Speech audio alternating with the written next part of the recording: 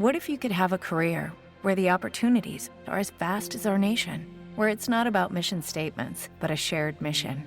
At U.S. Customs and Border Protection, we go beyond to protect more than borders. From ship to shore, air to ground, cities to local communities, CBP agents and officers are keeping people safe. Join U.S. Customs and Border Protection and go beyond for something far greater than yourself. Learn more at cbp.gov/careers. All you need is a few minutes to start your day off with something historic when you listen to the This Day in History podcast. Every day there's a new episode for you to listen and learn about what happened that day way back when. So listen and subscribe to This Day in History wherever you get your podcasts. That's This Day in History wherever you get your podcasts.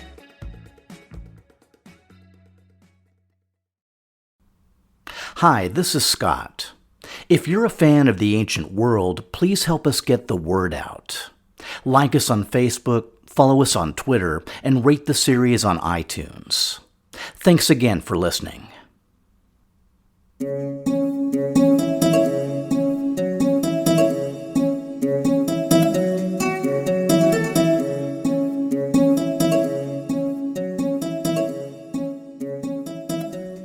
He sacrificed a bull and a goat, and an eagle of Zeus swept down from the sky and picked up the heads of the animals. It then flew off, leading him to the sacred site where he should found the new city. The location was a small peninsula enclosed by a loop in the Orontes River and nearby lakes and marshes. He used the animal's blood to mark out the walls, then named the city after his wife, the daughter of a powerful warlord from Central Asia. This was the foundation myth of the Syrian city of Apamea, built by King Seleucus I for his Sogdian wife, Apamea. And considering an eagle also played a role in the sighting of Seleucia Pieria, Antioch, and Laodicea, it can probably be taken with a grain of salt. Either way, Apamea was located at a strategic crossroads for Eastern commerce. It was also an important military base, holding 30,000 mares, 300 stallions, and, for one glorious period, 500 Indian war elephants. Over the long arc of Seleucid history, the city remained important and prosperous. And sometime in the mid-2nd century BC, a child was born in Apamea and given the name of Eunus. The name has the same root as Jonah or Jonas, meaning a peaceful being or a gift from God. And we'll just put a nice fat pin in that one for now. We don't know if Eunus was born in the city proper or in some outlying local village, and we're not exactly sure what year he was born. It was likely around the same rough time frame as our Syrian queen, Cleopatra Thea, which means he grew up under Demetrius I, as well as possibly Alexander Ballas, Demetrius II, and maybe even his brother Antiochus VII. The very latest that Eunus might have lived in Apamea was 137 BC, when the city served as the final refuge of the usurper Diodorus Tryphon, before it was besieged by Antiochus VII and Tryphon was ejected and slain. What we do know is this. Sometime between the 160s BC and the execution of Diodorus Tryphon, the man called Eunus was enslaved. Unfortunately, in the Syria of the mid-2nd century, this was an all-too-common experience. According to historian John D. Granger, Syria had undergone civil warfare since Alexander Ballas landed at Ptolemais Acco in 152. The fighting had been intermittent, even sporadic, but had never really ceased, and had resulted in considerable destruction. One of the effects of ancient warfare was that captured prisoners, military and civilian, were more often than not sold as slaves. While captured mercenary soldiers could well be recruited into the victorious army, civilians, if they survived, were usually sold. Granger notes the cold mathematics. Armies always needed money, and the income generated from the sale of slaves could be used to pay the soldiers or to hire more. Individual soldiers' captures were considered personal booty. The effect of this practice on Syria can only be imagined. Wandering armies could easily capture slaves as they moved about, largely among the rural population, and no questions as to origins or loyalties would be asked. The enslaved prisoners were usually exported, and the main market became situated on the island of Delos in the Aegean. From there, most of the slaves seem to have been sold on into the Roman dominions, notably southern Italy and Sicily. And I mean, not to belabor the point, but there are some real parallels to modern-day Syria, with a bunch of rival military forces and a population pretty much at their mercy. And, though it hardly needs saying, who ends up abused or enslaved has nothing to do with superiority versus inferiority, and everything to do with who has the weapons and authority. We don't know the exact scenario of Eunus's capture, but possibilities abound. He could have been captured by any of the rival armies that ravaged Syria between his birth and the reign of Antiochus VII. He may have been taken when Antiochus's army besieged Apamea during his pursuit of Diodorus Tryphon. Eunus may have been married at the time. We know his wife was from Apamea. Or he may have been captured much younger. However it happened, Eunus was enslaved, put in chains, driven to a Syrian port, and likely transported by ship to the Aegean hellhole of Delos. Delos hadn't always been that. It had started its life as a major Greek cult center, the legendary birthplace of Apollo and Artemis, and was crowned by a famous sanctuary dedicated to Zeus. During the time of Athenian supremacy, it had served as center of the Delian League, and held a vast sacred treasury that was later taken to Athens. But in the 160s BC, the same rough time frame as the birth of Eunus and Cleopatra Thea, the Athenians expelled the island's inhabitants and converted Delos into a major slave port, mainly in service to Rome. Slavery was utterly endemic to Roman society, a situation exacerbated by a glut of slaves stemming from their recent conquests. The Third Macedonian War and the Roman destruction of Corinth and Carthage resulted in the enslavement of tens, possibly hundreds of thousands. But with economics the sole consideration, Rome's appetite for slaves remained ravenous. The constant demand was mainly serviced by pirates operating from the Cilician coast, technically Seleucid territory, as well as out of Crete. In this time period, having never seen or heard of a Pompey, Eastern Mediterranean pirates acted with near impunity. On barren Delos, under the scorching sun, the enslaved huddled in desolate groups as others decided their fate. In what was largely a random proposition, Eunus ended up rolling snake eyes, because he was purchased for the estate of a major landowner on the Roman island of Sicily. Sicily hadn't always been Roman. In fact, it was a fairly recent development. Up until the First Punic War, the island had mainly been Carthaginian and Greek. But by the end of the Second Punic War, a Roman consul could proudly state that no Carthaginian remains in Sicily.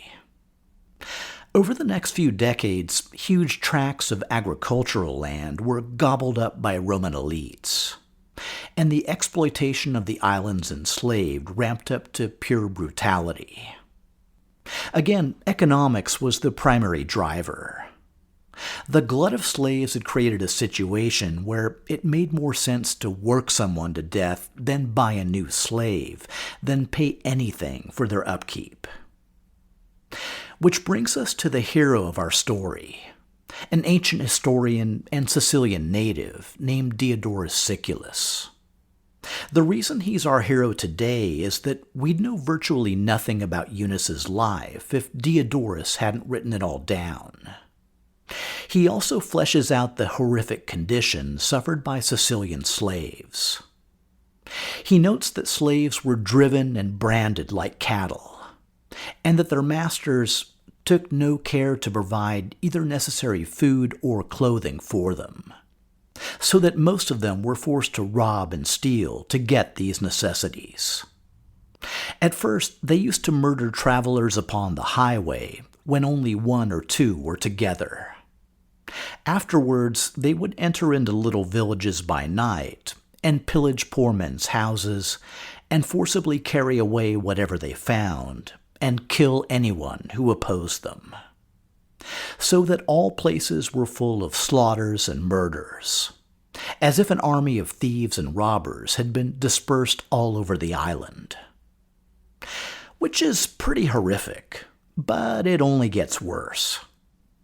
According to Diodorus, the governors of the provinces did what they could to suppress them, but they did not dare punish them, because the masters, who possessed the slaves, were rich and powerful. So the Roman officials governing Sicily had to turn a blind eye to violent crime for fear of losing their jobs, or worse. And you may not be surprised when Diodorus reports that the slaves, therefore, being in this distress and vilely beaten and scourged beyond all reason, were now resolved not to bear it any longer. They began to meet, they began to make plans, and eventually they found a leader. As it happened, our friend Eunus had been enslaved to a Sicilian landowner named Antigones, whose estates were in the central Sicilian city of Enna. Over the course of his captivity, he learned to use charm and trickery to make his life more bearable. Well aware of the Roman stereotype of Syria as the exotic East, Eunus played his role to the hilt. Diodorus introduces Eunus as follows. He was a magician and conjurer.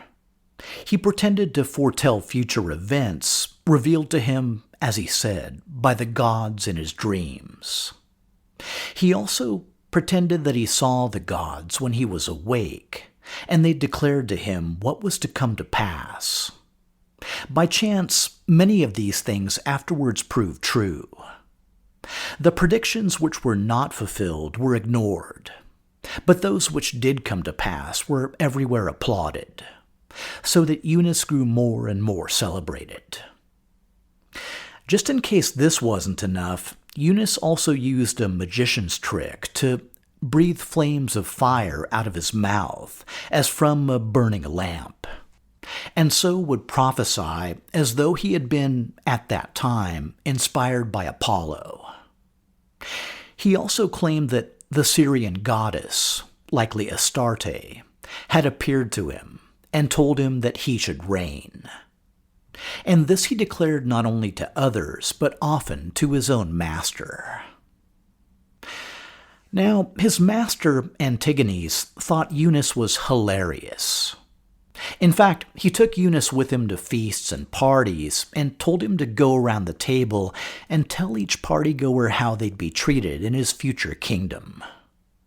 For the most part, Eunus told the super-rich landowners that in his kingdom they'd all be treated well, which they loved to hear, and he made them laugh, and they gave him lots of food, and everyone was happy. Well, yeah, okay, not everyone. In the same town, Enna, there was another landowner named Damophilus. According to Diodorus, Damophilus was particularly brutal to his slaves, branding them on their cheeks with the sharp points of iron pins and chaining them up in slave pens. Supposedly his wife Megalis was even worse.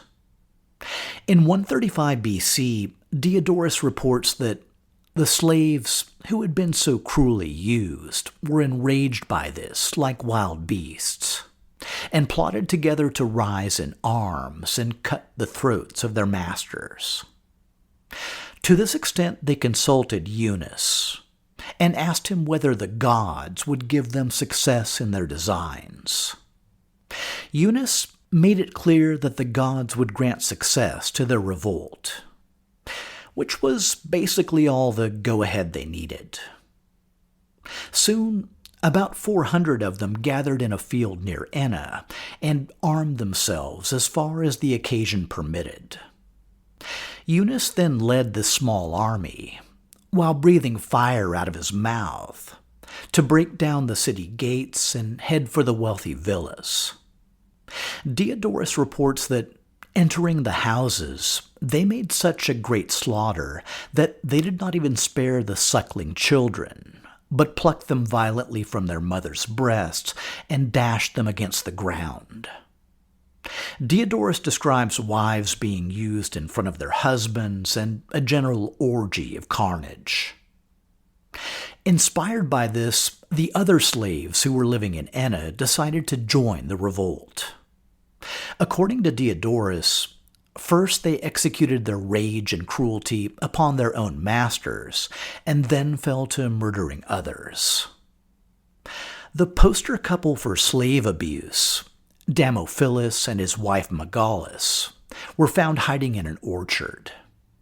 They were dragged to Enna's theater, where all the freed slaves assembled. Damophilus was apparently a highly skilled orator, because he was actually on the verge of talking his way out of things when one slave ran him through with a sword and the other cut off his head with an axe. Eunus gave the wife Megalis over to her former slaves for punishment, who whipped and tormented her, then threw her down a steep precipice.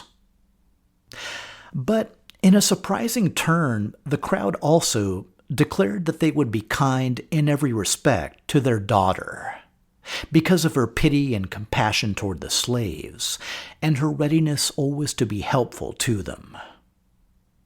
Diodorus reports the crowd even tasked some trustworthy men to escort the girl safely to Catana. He also remarks that this showed that the savage behavior of the slaves toward others arose not from their own cruel nature, but from a desire to have revenge for the wrongs they had suffered. Flushed with their surprising success, Diodorus reports that the freed slaves made Eunus king, because he was the leader and author of the defection. For his throne name, Eunus took the name of the king who was having his own success back in Syria. I mean, what could he really call himself but King Antiochus? Diodorus records that, putting a diadem upon his head and graced with all the emblems of royalty, he called his wife, who was a Syrian from the same city, to be called queen, and chose such as he judged to be most prudent to be his counselors. If Eunus's wife shared a similar sensibility, she also may have picked a Seleucid throne name, maybe Laodice or possibly Cleopatra. The first command of King Antiochus was to put all the prisoners from Enna to death, except for those that were skillful in making of weapons, whom he fettered and set to work. In a callback to his previous life as Eunus the fire-breathing slave, Antiochus also spared the wealthy landowners who'd treated him with kindness and given him food back at those earlier feasts. His clemency was apparently not extended to his own former master, Antigones, who died at Antiochus's own hand. With the help of a former enslaved Greek named Archaeus, described as a wise man and a good soldier, Antiochus then, within the space of 3 days, got together above 6,000 men, armed with what they could, by any way or means, lay their hands upon. The makeshift army began to ravage the countryside, plundering estates, killing landowners and freeing more slaves, who quickly joined their army. Separately, a slave named Cleon, described as a Cilician from near Mount Taurus, persuaded some of the neighboring slaves to join him in a sudden revolt. Cleon captured the southern city of Agrigentum, then began marching north with an army of 5,000. Roman officials held out hope that the two slave armies would fight each other. But that's just not going to happen. Shortly after arriving at Enna, Cleon signed on to be Antiochus's right-hand man. Within a month, the effective triumvirate of Antiochus, Cleon, and the soldier Achaeus were leading a force of 20,000, which is about when the Romans finally decided it was time to take some action. And, as some of you may have guessed, we're heading into what's commonly known as the First Servile War. As an initial step, a praetor named Lucius Hypsaeus was dispatched from Rome and put in charge of a body of 8,000 Sicilian militia. But in the ensuing conflict, the freed slaves emerged victorious. According to Diodorus, soon after this first battle, Antiochus's army increased to 200,000 men, which may be a generally inflated number and might also include women and children. But either way, that's a pretty big number.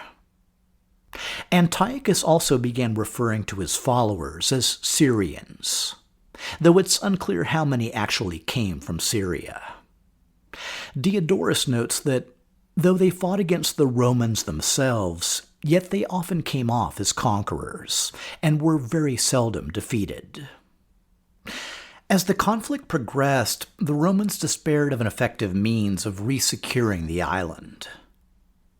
The tenure of one praetor, Marcus Perperna, was apparently considered a relative bright spot, because whatever he accomplished earned him a Roman ovation. On the flip side, Perperna's presence was hardly decisive, because he was only one of several praetors sent that same year to try to quell the revolt. By the end of 135, Antiochus's army gained control of most major cities, freeing all the former slaves and enslaving the former citizens. Which means that, subject to the obvious caveats, there was a King Antiochus ruling in Sicily at the same time as Antiochus VII was ruling in Syria. Aside from the threat to Roman grain, the greater threat was the glaring example that slaves could rise up, overthrow their masters, and fend off a Roman response. Diodorus notes that, inspired by the Sicilian rebellion, revolts broke out in Rome, in Attica, and at the major slave-trading port of Delos, as well as, quote, many other places. In all these cases, the magistrates made a quick response and promptly fell upon the slaves and put them all to death. Though the other revolts were all put down, removing their source of inspiration was becoming a major priority. The following year, 134, the Romans sent the consul Caius Fulvius Flaccus to recover the island, but he was unsuccessful. The next year, 133, they sent a consul named Lucius Calpurnius Piso. Piso managed to retake the city of Messana on the island's northeast tip, closest to the Italian mainland, and put all the slaves to death. Moving south along the coast, he began a siege of Tauromenium, but was unable to take the city. In 132, the siege of Tauromenium was continued by the consul Publius Rupilius. The freed slaves holding the city were made to endure unspeakable hardship, with Diodorus noting they were eventually forced to butcher one another for food. But even driven to such extremes, the siege was only ended by treachery.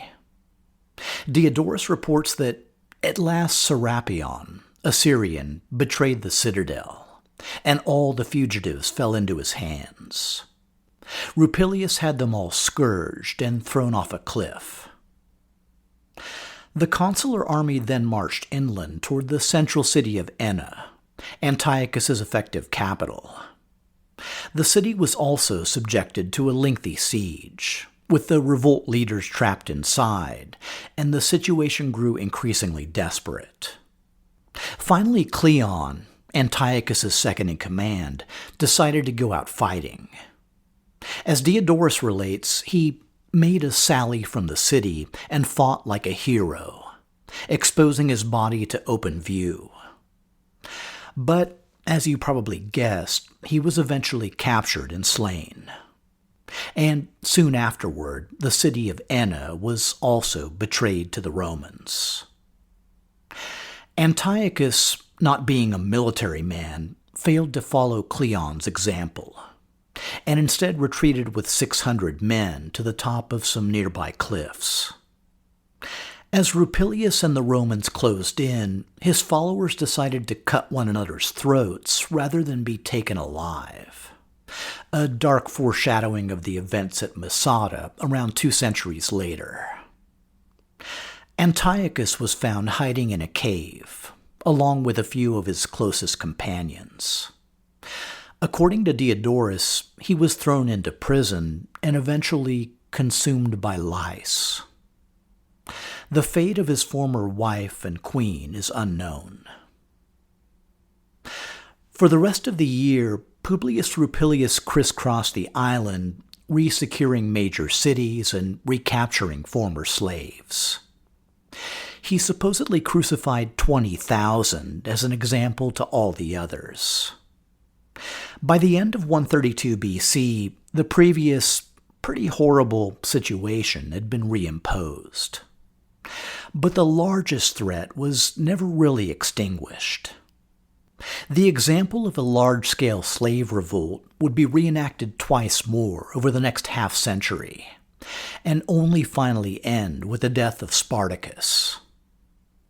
As for Eunus, the would-be Syrian king of Sicily, there was one more tangible remnant. Bronze coins minted in the city of Enna, struck in the name of King Antiochus. A brief epilogue to the story took place that same year. Diodorus notes that when Aristarchus, without any proper rights, sought to gain the kingdom of Asia, all the slaves, by reason of the cruelty of their masters, joined with him, and filled many towns and cities with bloodshed and slaughter. As I covered back in episode T11, Aristarchus was the Pergamene rebel who styled himself as Eumenes III, and tried to halt the annexation of Pergamon by Rome. At least part of his local appeal was offering freedom to all the enslaved who agreed to support his cause, which was pretty clearly a tactic inspired by the recent events in Sicily. Aristarchus's revolt endured for years, and was only finally brought to an end by a consul named Marcus Perperna, yet another Sicilian connection. I mentioned Perperna as the praetor who'd had some success against Eunus's forces and been granted a Roman ovation. And in 129 BC, Perperna took a consular army to crush what was, at least in part, another slave rebellion. According to Justin, Perperna defeated Aristarchus in their first engagement and took him prisoner, upon which his rebellion collapsed. Justin notes that the treasure of Attalos, the inheritance of the people of Rome, Perperna loaded on ships and dispatched to Rome. Aristarchus, the would-be Eumenes III, was also sent to the capital, to be paraded triumphantly through the streets, then strangled in the Tullianum. The following year, Perperna's successor, Manius Aquilius, would divide the former Pergamine kingdom among Rome and its Anatolian allies, Cappadocia and Pontus. At roughly the same time, according to Granger, a new Roman road was completed. The Via Aquilia crossed Anatolia from the Hellespont to the port of Side, close to the western boundary of Seleucid territory. Even as King Antiochus VII was fighting for his life in the snows of Media, the city where he'd spent his youth became a link in a growing chain, designed to bring the Roman army to further eastern conquests.